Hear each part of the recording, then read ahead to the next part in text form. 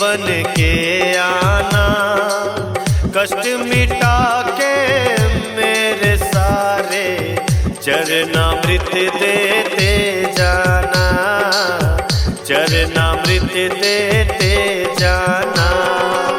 सुन के मेरी टेर मुरारी माता जी बन के आना, कष्ट मिटा के मेरे सारे चरणामृत देते जाना, चरणामृत देते जाना।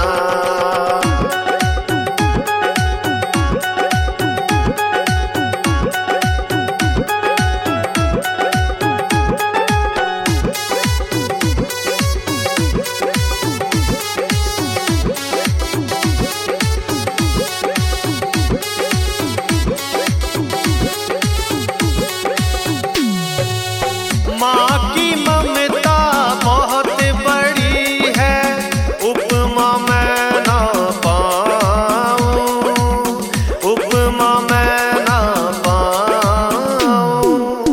माँ का आंचल थाम के मोहन रातों में सो जाऊँ, रातों में सो जाऊँ, रातों में सो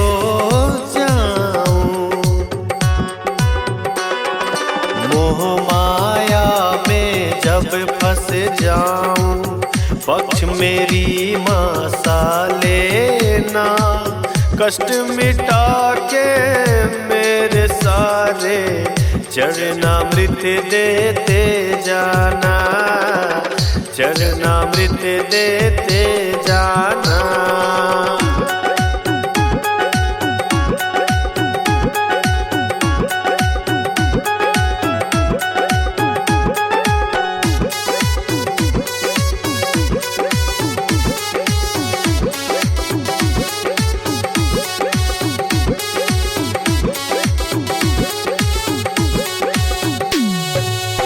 चार वेद छह शास्त्र 18 पुराणों के हैं ज्ञाता, पुराणों के हैं ज्ञाता। जड़ चेतन जल चर नभ चर थल चर में है के ही माता, थल चर में है माता, थल चर में है माता। अमृत जैसा दूध पिलाने मैया बन के आ जाना, कष्ट मिटा के मेरे सारे चरणामृत देते जाना, चरणामृत देते जाना।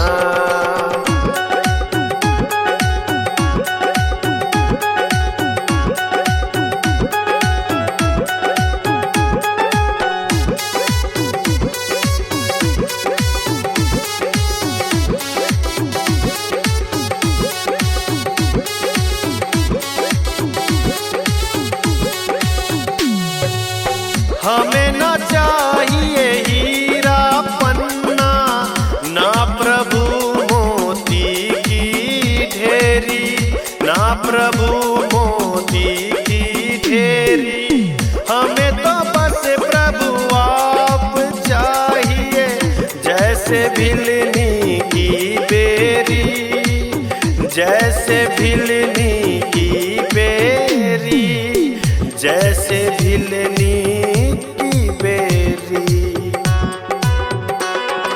जैसे दौड़ गज की बेरी, वैसी दौड़ लगा देना, कष्ट मिटा के मेरे सारे चरणामृत देते जाना, चरणामृत देते जाना।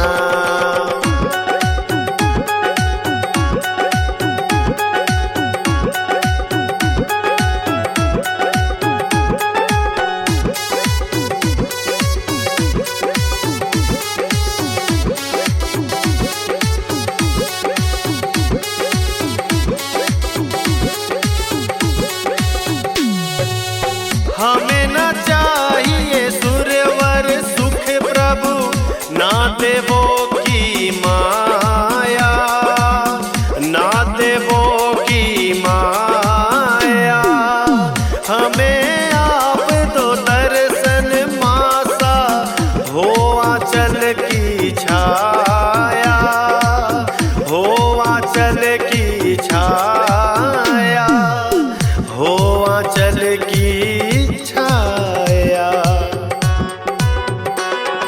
कलह कपट से परे है माता, वैसे ही प्रभु आ जाना, कष्ट मिटा के मेरे सारे चरणामृत देते जाना, चरणामृत देते जाना।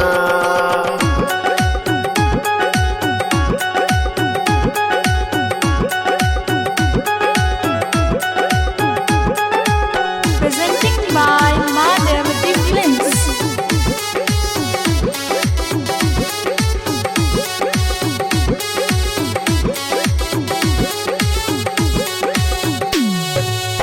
जाना जननी संत फकीरा, महापुरुष निश्चर जाना, महापुरुष निश्चर जाना। पकड़ के उंगली माता जी का, देवेंद्र जग पहचाना, देवेंद्र जग पहचाना, देवेंद्र जग पहचाना। इसीलिए कहता हूँ स्वामी, आप भी माँ बन के आना, कष्ट मिटा के मेरे सारे चरणामृत देते जाना, चरणामृत देते जाना।